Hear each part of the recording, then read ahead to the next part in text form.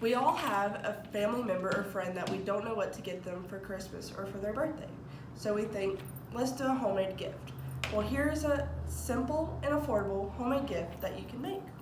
It is a crocheted pot holder. I still haven't cut the strings off this, but it's a crocheted pot holder. So the 5 steps in making this crocheted pot holder is 1, choosing a needle that's correct for your yarn. 2, making a slip knot, tightening your loop, and how to hold your thread. 3, beginning a chain and finishing a chain. 4, starting your first row. And 5, finishing your project.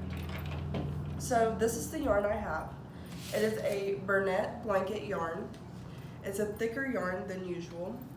And on the package, it has 2 boxes on here. The first box is for knitting, and the second box is for crocheting. We're gonna look at the crocheting box. It says here to use an 8mm needle. So right here, I have an 8mm needle, and on the package at the top, it will say 8mm. So to make your slip knot, you take your yarn, you wrap it around, and you cross over and you grab the big part and you pull that through, and there's a slip knot.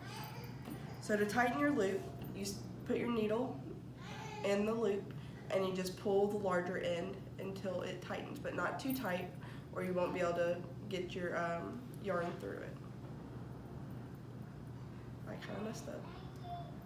Okay, don't do what I did. So to hold your yarn, the way I do it is I wrap it around my finger, just like this, just to have stability. So now we're gonna start our chain. So we're gonna take the needle and we're gonna wrap it around the yarn and pull it through that loop. So we're gonna keep doing that until we have the length desired. And for this demonstration, I'm only gonna do a few.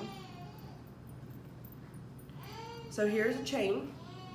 And to start your first row, you mark where your chain ends and you create 2 more chains, and this will be the rise to your row. So after you do that, you take it, you wrap your needle around the thread and you thread it through the first loop, and now you have 3 loops on your needle. So again, you're going to wrap your needle around the thread, pull it through the first loop, and you still have 3 loops on your needle. You wrap your needle around the thread and pull it through those 3 loops.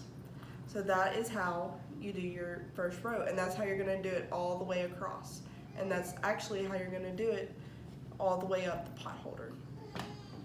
So to finish your project, I'm going to show you on this one. You're going to cut your yarn, just like that. And you're going to thread this yarn through your last loop of your project and pull it tight. And that is not going anywhere. And in the end, you'll have a beautiful pot holder like this, and you can add a loop. And by adding the loop, you just make a chain and you tie it to the end of the pot holder. So, in conclusion, I've showed you how to make a simple and affordable crochet pot holder for someone in your family or a friend that you don't know what to get them for Christmas or their birthday.